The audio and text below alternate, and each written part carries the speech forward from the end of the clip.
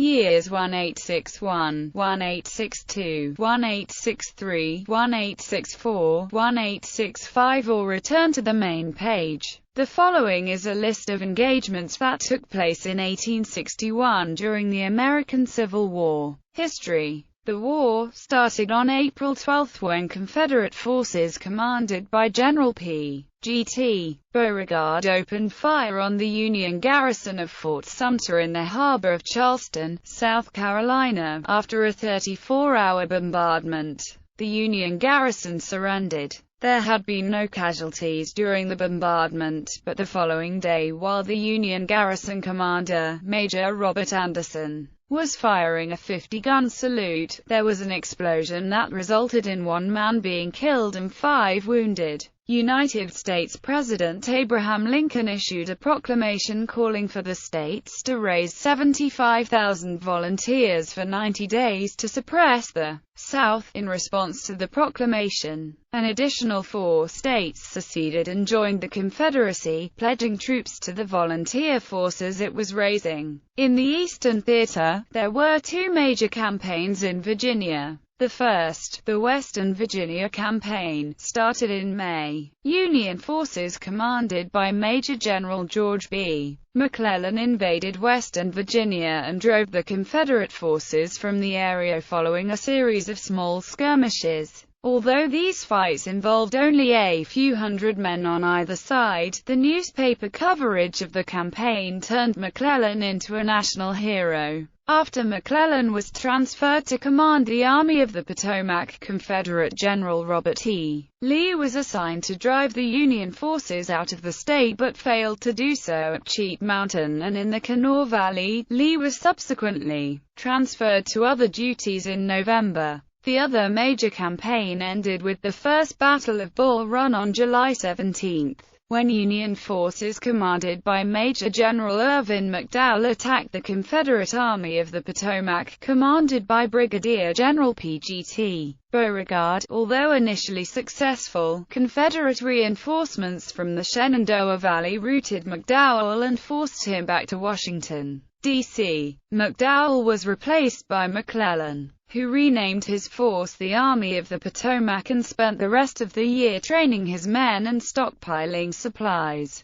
Despite pressure from the Union government to launch an offensive as soon as possible, there were several minor skirmishes in Virginia during the remainder of the year, the most significant being the Battle of Ball's Bluff. Due to the death of Colonel Edward Baker, a senator from Oregon, outrage in Congress over his death led to the creation of the Joint Committee on the Conduct of the War, which was used by the radical Republicans in Congress in an attempt to prosecute the war according to their views. In the Western Theater, there were several skirmishes in the border state of Kentucky, but no major battles. Kentucky, with divided sympathies, attempted to declare itself neutral. However, Confederate Major General Leonidas Polk sent a force to occupy Columbus, Kentucky, saying it was necessary for the defense of the Mississippi River. The Kentucky legislature then requested Union help in driving the Confederates out of the state, at which point both armies set up defensive positions all through the state.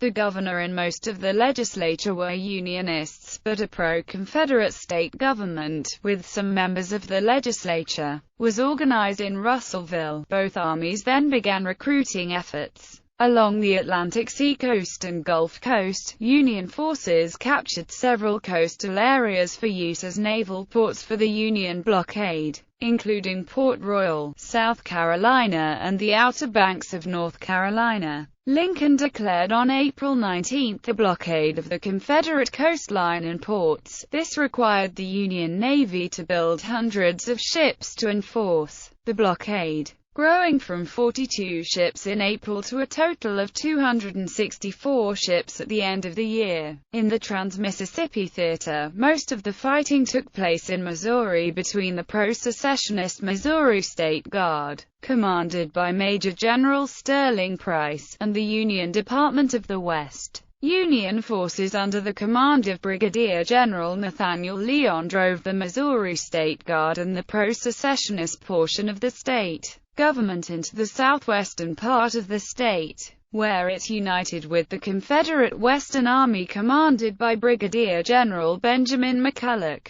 There, on August 10 in the Battle of Wilson's Creek, Leon attacked the combined forces of Price and McCulloch and was defeated, with Leon being killed during the battle. McCulloch returned to Arkansas, while Price moved north, attempting to recapture the state from Union forces. Another Confederate offensive took place in the New Mexico Territory, where a Confederate cavalry battalion moved into the southwestern part of the territory and captured Fort Fillmore, forcing the surrender of the Union garrison. A secessionist convention in Mesilla declared the southern portion of the territory to be the Confederate Territory of Arizona and raised several militia companies, which fought several skirmishes with both the Union forces remaining in the territory and the Apache tribes. Engagements.